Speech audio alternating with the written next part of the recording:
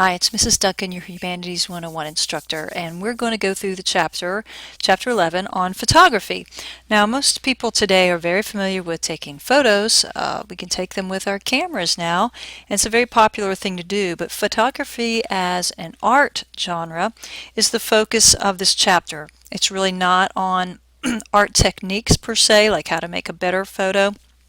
If you're interested in something like that, you certainly can use YouTube to learn some of the basics of photography, but this chapter focuses on its development as a genre, and that's what we're going to focus on here. One of your, back to your discussion question for this unit and a little video, is this issue about photography versus painting.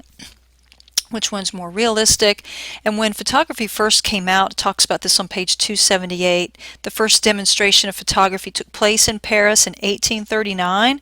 Right away, one of the main French painters at that time, Delaroche, said, "Oh, well, painting's dead now," because it could do what he was striving so hard to do in his painting there on page 279 in the execution of Lady Jane Grey, is this realistic presentation as if you were right there, like a photo image. And that's what a photo could do in just, a relatively short amount of time compared to his painstaking effort to reproduce this.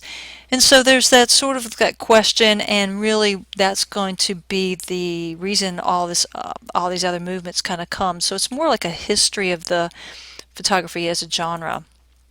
So the first people who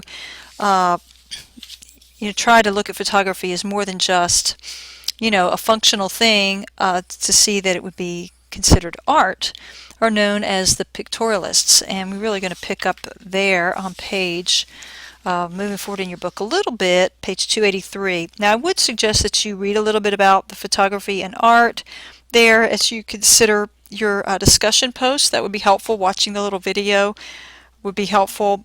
Don't reproduce the content, but it would help you understand how you might want to answer that question. The pictorialists are photographers, and they try to go, well, let's copy what was done in painting to make it artistic, instead of just painting anything the way it really exists. How do we make it artistic? We studied that in that chapter. We had chapter 4 on painting and what made it the composition and the use of line and color and all this that really made something a piece of art, as opposed to, kind of somebody's amateur effort to represent something functionally. So they try to use those same types of things when they took their pictures. So they're using painting techniques, and we're talking about the 1880s, right after photography has been introduced, and this is trying to make it artsy. So one argument, that's what I'm trying to get to, one argument was that, well, you don't do anything, you just point and shoot, right? And to make it artistic, give it artistic form. Remember that as part of what makes something art? You have to control or have a construct. You have to give it artistic form somehow. And so they're like, well, we'll do that by controlling the details. We'll subordinate them, which means maybe they put them in focus, maybe they don't, that they arrange the items that you see and frame it. So this image here, which you can see much better in your book on page 284, Steiglitz, Sunray's Paula in 1889, he tried to compose her like he would for a painting, but took a picture instead. So he used the idea of framing her, so she's in the center, right? She's kind of in the center there. And on page 284, it talks about some of those techniques about the focus being softer and balancing everything symmetrically, and going through those sort of formal aspects. So lighting is important. They're going to direct the lighting. It's going to make it sharp, clearly directed. It's going to be dramatic subject matter to them. I mean, if you look at the photo, these are all photos. The shadow lines from the blinds kind of give this a dramatic effect that it wouldn't otherwise have. And there's some discussion here you want to read in the book about maybe that means something. Maybe that suggests that in spite of the window being actually open, maybe she's in a cage. Maybe it represents symbolic. So having these levels of meaning and kind of being constructed and put together like you would a painting where you pick and decide what's in the background, is what they brought to it, because it talks about how they have prints in the background. This is at the bottom of 284, the same lake skyscape on each side of the woman, and there's a woman in a white dress and hat, and is that the same woman, that's writing? And then the hearts on the wall, and is she writing, to the young man that's pictured there? And so it's all very carefully constructed, and that's what the pictorialists were doing. Now there's also this idea of sentimentality, and there is a longer explanation of that on 286.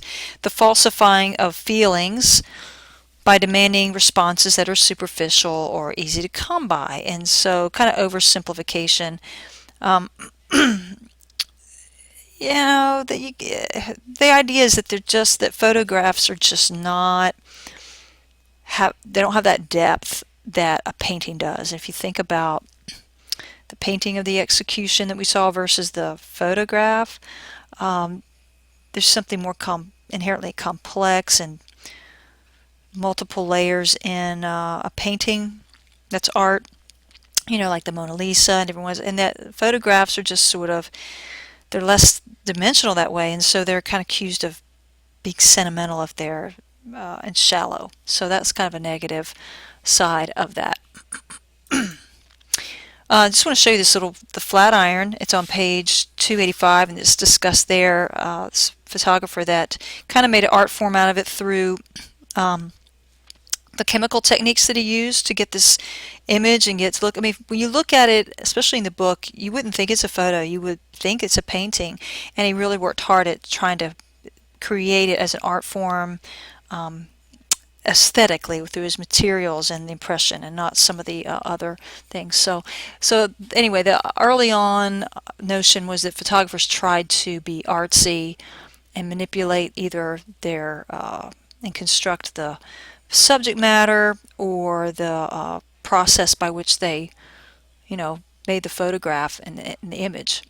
But so the next movement in photography was a reaction against that. No, we don't want to make it like that.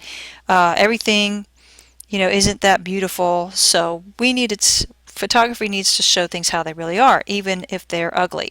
So instead of trying to manipulate it aesthetically, make it artistic and kind of lovely or mean something, they went for this straight up photography.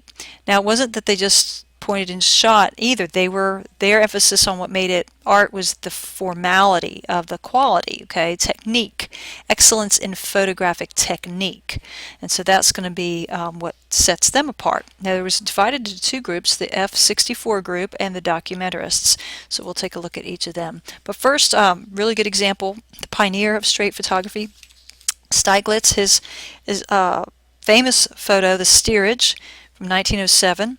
It's actually displayed at Ellis Island, where immigrants came in. But ironically, the pictures records a moment when the immigrants are actually returning to Europe because they weren't able to successfully immigrate into America at that time in 1907. So they're going back home.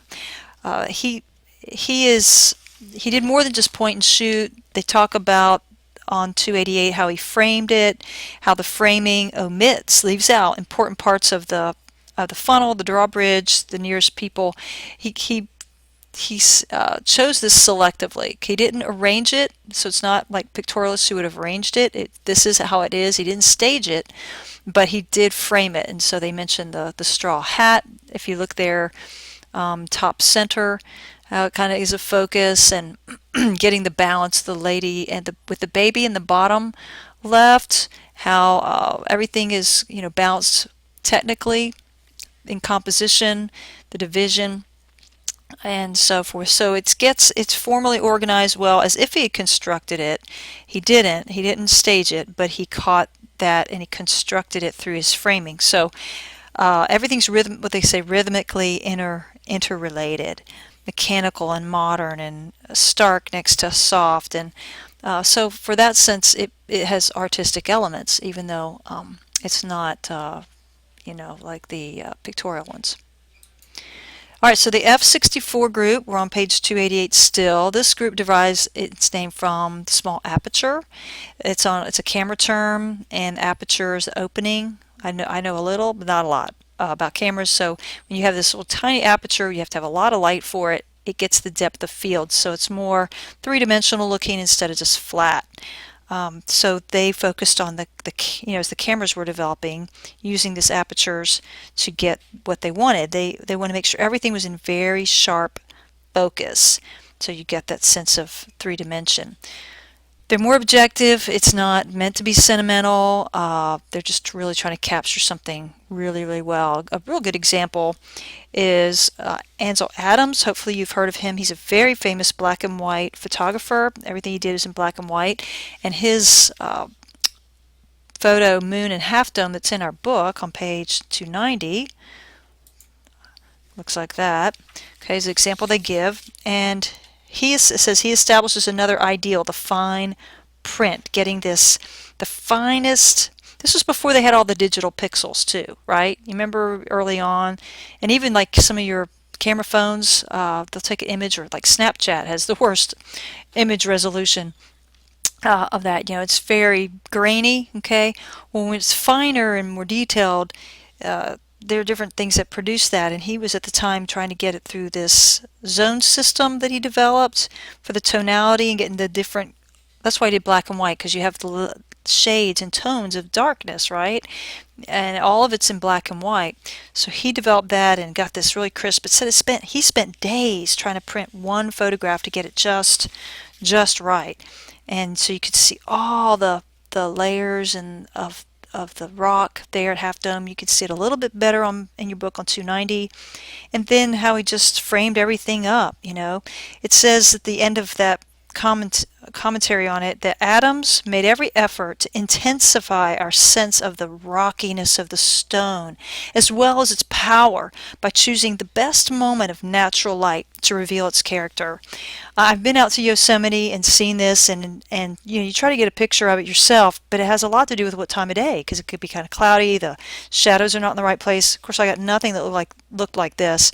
And another place I traveled where the mountains and the lighting was important was just below Yellowstone, the Grand Tetons. And I remember we went down that way, and there were already photographers who had already been out early in the morning putting away their equipment, because they'd already caught the best light of the day, and they had staked out so they could get the right look at the right time. A friend of mine, Rachel Callahan, she does sunset portraits primarily, pictures, photographs in Birmingham over this past year, and she sells prints of them to give to she takes the proceeds and gives them to a ministry called Well House, which fights sexual trafficking here in America. And you can Google her. She has a blog, but she does these photos, and she's on Facebook, and they're amazing. And everybody wants to know, where do you go to get these pictures? Because all of us, we live in Birmingham, we see the sun go down, but we don't see what she sees, and we don't capture. And she hunts, her and her husband, they go hunting for a special spot, so they can find it. And they're able to capture it that way. Okay, looks like we're not going to get done this chapter in 15 minutes, which I didn't think we would, but we'll get through documentarists here. All right, documentarists, they are trying to capture a particular important moment in time. It's not we kind of want to document, right? Our trips, we take pictures, so we have pictures from our trip or from our senior year, that kind of thing. They're beyond the personal. They're trying to get moments in time, that kind of remarkable thing. And so they're trying to get a really good technique, but get in that moment, that particular moment. What we're going to finish up with here on this is this try-on Paris photo. And what the awareness becomes on page 291 is that you become aware, it's not like, oh, what a cool building, but kind of like, oh, what a cool photograph. And that's the difference here, because he got the reflection and he constructed that, he had to capture that at the right time. So you become aware of it as a photograph, and that's kind of what gives it some special qualities. Now, we're kind of familiar with this because this genre is from, normal to us, and this is the development of it as it went along. We're going to pick up with another documentarist in the next video and get finished with the chapter. So we're done with this one because I only get 15 minutes, and then we'll pick up the next one. It won't go quite as long, and I'll just catch you there.